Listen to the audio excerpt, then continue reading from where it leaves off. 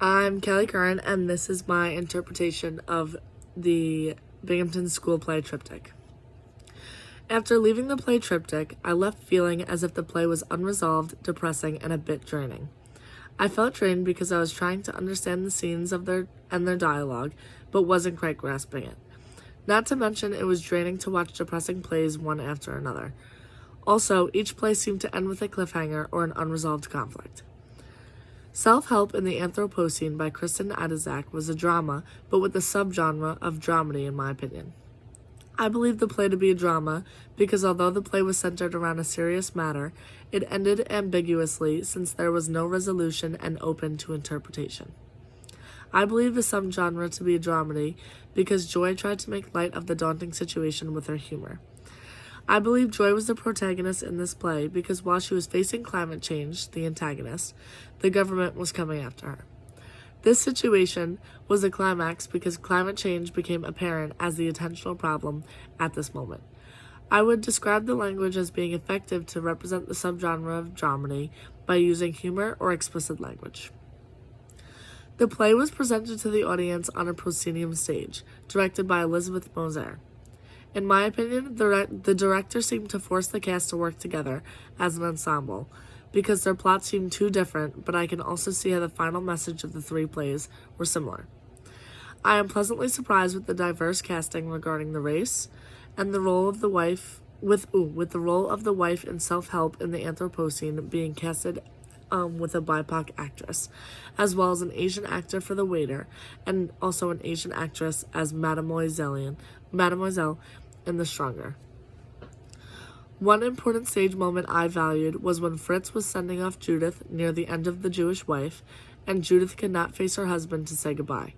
She captured the guilty conscience of her character from the burden of her religion. She used her hand movements to hold him, all the while not turning to face him. I think this made the moment more effective because it represents how close she was to her husband, but how far she needs to be from him. In my opinion, the actress Kay Duvall, who played the wife in the Self-Help in the Anthropocene, did not fit her character very well. I do not think Duvall projected her voice in the way she needed to for the role, since her character is supposed to reflect an intelligent but forceful presence. Although I appreciated her scene because it was intense and got the audience invested, the scene occurred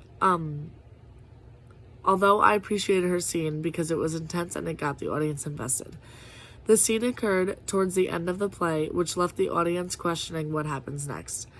This left me with a feeling of excitement as the play moved along to The Stronger. The costume designer, Guyani Balathsinghala, for the play used costumes that portrayed the certain time period or mood of the plays. In Self-Help in the Anthropocene, Joy was dressed in soft-colored pajamas to match the casual mood of the play. Madame and Mademoiselle were dressed in outdated historical-like dresses with royal blues and maroon, since the setting was in the olden times. And Judith and Fritz were dressed in clothing that fit the time period of the Holocaust. One specific costume I believe the designer chose specifically was Joy's, because it helped to personify the innocence of her character, using the pajama costumes. The artists all collaborated to bring the story together. The costume designers designed costumes appropriately for each character.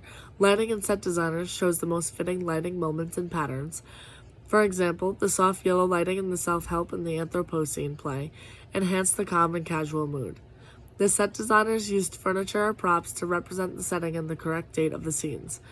The objects in the Self-Help in the Anthropocene are modern-day objects, which show that the play setting is also modern day. The sound designers used slow recording music when transitioning from a play ending to a play beginning, which helped ease into the next play. The director executed the vision for each show with all the actors and actresses they saw fit, and which I also saw fitting for most characters. All of these aspects helped the audience relate to the characters the way the playmakers intended, which I believed helped us to feel included in the time periods, the dialogue, and the settings with proper casting, sets, lighting, etc. My parting thought is that while each play included very different characters and settings, each play had a common theme of their world in which they picture it was coming to an end.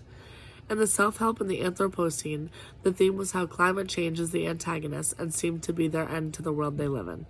For example, Joy told her wife her tool to help see the stars was useless since the climate change was so prominent you couldn't see any more stars.